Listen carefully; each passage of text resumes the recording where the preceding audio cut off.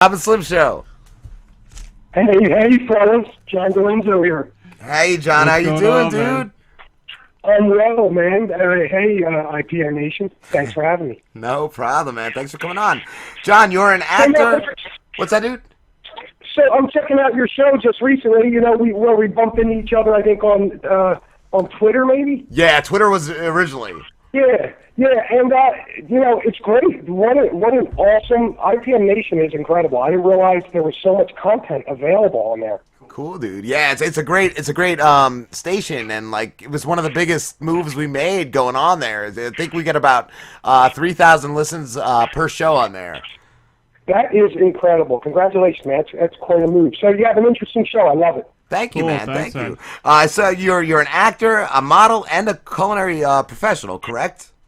That is correct, absolutely. So, you know, I'm at a wedding. There's guys like, I'm from the Philadelphia area, so guys like, you got this look, you ever think of doing some acting? He gives me some numbers, casting company to listen for on Facebook, and they put this post up, and they're looking for like a military, you know, look. So I put my name in, I get a phone call. Make a long story short, 11 days later, I'm standing in a room with Will Smith and M. Night Shyamalan. Wow! No way! That's what I was going to ask. And so I'm like 42 years old at the time, and I'm self-employed, so there's no like fallback. I have no retirement, no 401k or benefit package. So here I find out that, you know, there's this whole Screen Actors Guild and everything, and I fall right into a whole new career. So that's what happened to me, and it's, you know, things have been great. But before, I was, yes, a culinary professional. I grew up, my family owned a small chain of supermarkets, and then I went into the restaurant business with my father. We were very successful for a long time,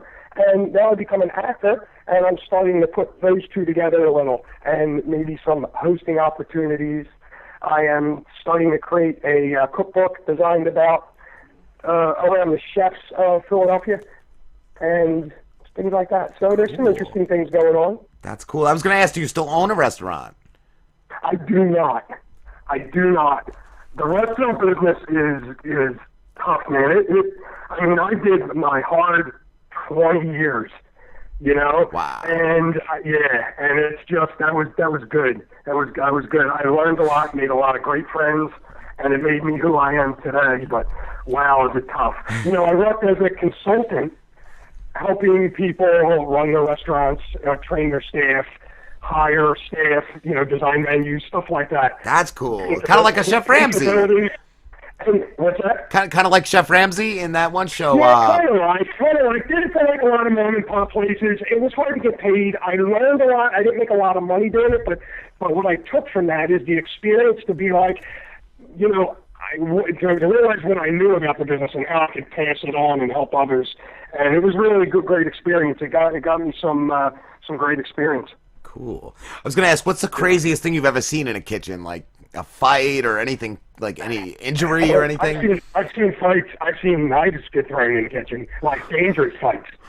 Things get thrown in the kitchen. I've seen I've seen, and I think I've done some of these things. I've seen chef jackets get ripped off of people, and just, you know, things are crazy. It's people a brutal profession. Wow. Yeah, it's brutal, man. It's brutal. Have you ever seen the show, the movie Waiting? With Ryan Reynolds. Yeah. If you've ever worked in a restaurant, that's how it goes. That's what goes on, man. That's what goes on. That's what goes on and more. There's the crazy line cook. He's like, "Welcome to Thunderdome." A lot of drugs and shit, too. I remember in a pizzeria my friend used to work with, this one guy would get all whacked out, I don't know on what, but he would walk into the dudes with, like, burning pans. Like, my friend Dave had a burning pan just pressed into his arm because this guy would be fucking whacked out of his mind. Oh, yeah. Oh, scars galore. You get a lot of scars in the restaurant business. Well, that's a great area. There's so many restaurants. There's so many people working in that industry. What is your favorite restaurant? When you're an actor in Philadelphia, so you go up in the restaurant business and you tell your family you want to be an actor. They're like, an actor? What? You know, it's not something that you hear every day out here, but it is it's a great profession, and the union's real strong, and there's a lot of work in New York and the East Coast. What is your favorite restaurant out there right now? Out in Philadelphia, like in the area? Yeah. I'm a correspondent for Small Bites, which is a wildfire radio program, and I get the experience and review a lot of restaurants. Right now, I got to say one of my favorite places is in Rittenhouse Square. It's called Square 1682, and I didn't know I was prepared to even talk about them, but man, what a great restaurant. Right in Rittenhouse Square. New chef there is Bobby Serdan. He's got some southern charm to him. You can see it in his food. The stuff is great. I would check them out. You can find them on Facebook. You can find them on the web. You guys know how to find them. Yeah. Now I'm starving. There's some The food there is just fantastic, and that's a little higher scale. If you're looking for something like mid-scale, there's just so much good food in Philadelphia. It's crazy. There's good burgers, there's good dim sum, there's good food all over the place. It really is. I'm traveling Manhattan a lot for work. And there are restaurants, but it's just a different, it's a different quality of food in Philadelphia. Like, everything you eat in Philadelphia is good. You can get some shitty stuff in New York. Like I'm talking pizza, a burger, or shrimp, whatever you're looking for. There's good and bad. Philadelphia, everything is good. There's good food everywhere. A lot better. Yeah, that's like, because even out here you get a pizza, and you can tell they use cheap ingredients, cheap cheese or sauce. But you guys are in Jersey, right? Yeah. Yeah. Okay, so you know what goes, how Philadelphia is. It's hit or miss. Yeah, we're pretty close. If you're on the southern Jersey Shore, the only place you're gonna want to go get pizza is like on the barrier islands, like the boardwalk areas. Because I'm a pizza guy. I out pizza.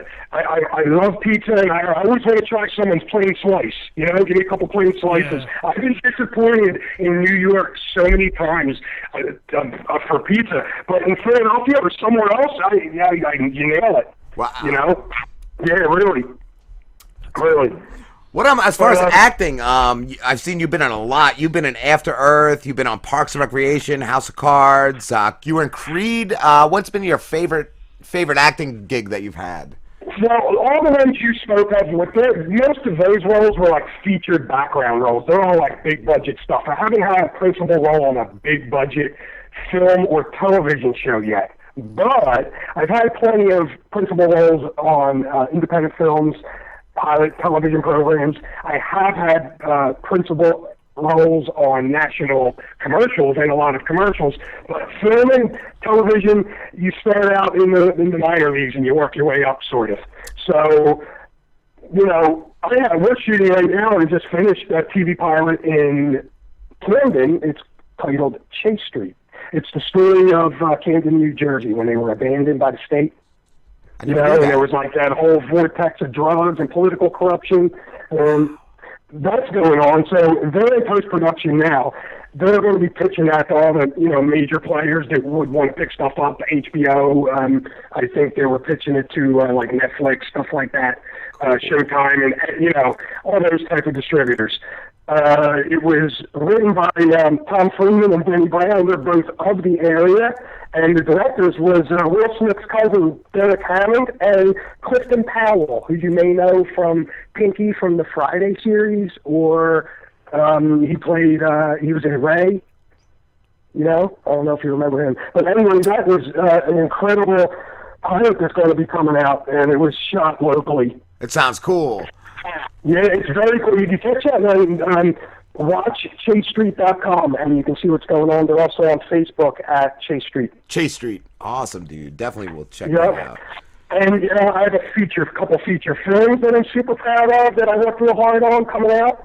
And, there's a lot going on. I'm part-time. I am still what's called SAG eligible, so I haven't joined the union yet, but I stay in a non-union status so I can work on some of these lower budget projects. But I'm ready, I just signed with a talent manager and a management team, so they're changing the game a little bit, and things are going to be happening. Cool. There's a lot of opportunity in New York for an actor on the East Coast. Is that better than Philly? Like the Philly scene? It is. In Philadelphia, it's real good for this kind of stuff. A lot of non-union work, independent films, stuff like that. Once you get to a certain level, you need to join a union and move. See, what happened to me was I got invited in the union on that first job ever. So now I'm in the union with no experience. So I would have never worked again had I joined day one. It's almost like a catch-22. You're in the union, but you can't do the work because you don't have the experience. So I had to sit in a non-union status for the last 5 years and build my resume and my talent. And, now I'm getting training. I'm taking voiceover training and spokesperson and hosting training. I just put a small studio in my home for voiceover and video to be able to send in auditions and do final voiceover projects. That's cool. So that's a must now if you're an actor and you're working home out studio. You got to have a small home studio because there's a lot of times where you need to send an audition tomorrow morning, and you need to have it, and you don't need to be an expert, but you have to have the equipment and the room and the ability, and it can't be hokey. Like they say, oh yeah, just send it in with your phone. It doesn't cut it if you really want to do this. So I made a whole spare bedroom for under $700. I turned it into a professional voiceover and video studio. Wow. Did you do it all yourself, or did you have somebody help you with that? I did it all myself. There's some pictures of it on my Facebook, Actor John DiRenzo at Facebook. It's literally moving blankets from Harbor Freight. They're like $5 each. They're stapled to the drywall, and I bought some equipment off of eBay. Cool. That's cool. Yeah. It's great. I use GoldWave to do my voiceover editing right now. I am actually going to enroll in a voiceover class at Kathy Whipline Casting in March, and I will leave from that with a voiceover demo and knowledge of how to use everything and, Do they help you? Do they have like a placement program too? I know a lot of those schools, they have like where they'll help you work. They do, but a lot of the voiceover work gets hand in hand and gets casted through acting casting agents as well. So I see a lot of it, but again, when you don't have the proper equipment, you're not set up to do it properly, don't even do it. So now I'm at the point where I'm developing what type of voice I have and what type of media content that I will audition for. And voiceover is big work, and it pays great money, especially when you can do it from your house. You got to do that, Slam. Or you, Slambo. One of you guys. Yeah. That's cool, dude. Yeah, you guys know all about that stuff. Like, that's the thing. So I spend so much time on the acting. Now I got to take myself away from that and learn how to use all this editing stuff and all. And I just, it's tough. It's tough to do all that. I saw too. You have a son. Does he follow in your footsteps? Who's that? I saw you. I read you have a son in your bio. Does he follow in your footsteps in either culinary or acting? No, he's not. My son is actually he's a firefighter. He is a small a private pilot. So he's real close to finishing his private pilot's license. Totally different than me. I'm a chef and a very fast-paced, hyper person. He's very chill, totally different. Yeah. Oh wow. Yeah, that's cool. Because I know your father was. He just got married, and they're expecting their first child. Congrats. And I'm going to be. Yeah, thank you very much. We just had a beautiful wedding. I'm going to be a grandfather. Life is changing. I sold my house. We liquidated our business. I'm getting ready to move up to North Jersey because I work in Manhattan so often. I'm going to join the Screen Actors Guild and be able to do this full time. Cool. Get us in something. Get us in a little movie or something, bro. Hold on. So I work with this little production company, Cerrito Productions. Mario Cerrito, he is a film writer from your area. I don't know. Where are you guys in Jersey? We're like LBI, Long Beach Island. Oh, okay. Well, Mayor is in South Jersey. So he's from that Audubon area, I think. So he's a writer, director, producer, and he put out Dead and Gamble, which was a $10,000 thriller, a rated-R thriller, about a degenerate gambler that borrows money from the Russian mafia. So he ends up calling me halfway through it, gives me a role.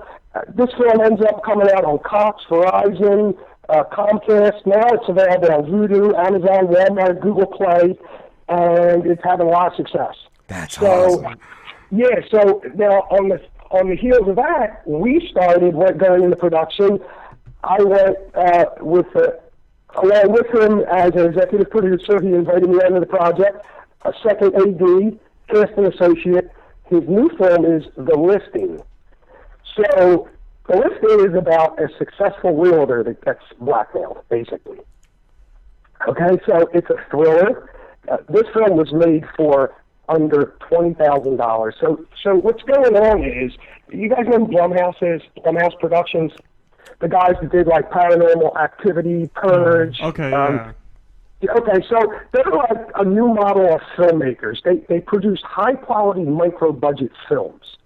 So what Mario is like able to do is get a great bang for his buck in these films. So this is his sophomore film. It's his second film. There's a little more money involved. There's going to be a little more sound editing, color editing. The film's finished, but Cool. you know, he's taking his time with it to make sure it comes out and it can compete in a higher class market. A lot of films that come out of Philadelphia just are, or any independent film, they rush. They're under the gun to get, you know, social media bragging rights and all this, and you know, it's not about the project anymore. So it's been, I mean, we've been 2 years in post, I think, on this thing, but it's been sound, you know, color graded, sound engineered. Mario took his time with the score. It's not a race, you know. So we're looking to hit festivals with this and make a big splash in the festival market, and try to maybe garner some more attention as a group. So now, okay, Mario, Deadly Gamble did well. The listing did fantastic, and you know, that's how you kind of put together some clout for yourself. So that's, you know, the film world is nothing like any other business. It's just you search for money. You know, you can have the greatest idea, but when there's no money, there's nothing that you know will come out of it. What You know, I saw too. You were in a couple bands, correct? I was in, of course, I went through school music studies, and then, yeah, always like local garage bands. Never, it's funny because there's a couple bands that made it out of my neighborhood that I tinkered with those guys, but I never played with them. The Hooters were a little before my time, but I remember playing around with them a couple times, not musically, but hanging out with siblings of them. And then, oh man, what was that other band just from down the corner? God, I knew you guys remember who they were. It'll come to me.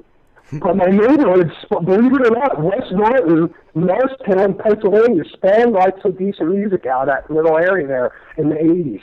A couple bands got signed and stuff, but I was a marching band percussionist, always in music studies. Okay. And I played my whole life. My son happened to be a percussionist too. Cool. What do you, out of acting and the culinary business, what do you prefer?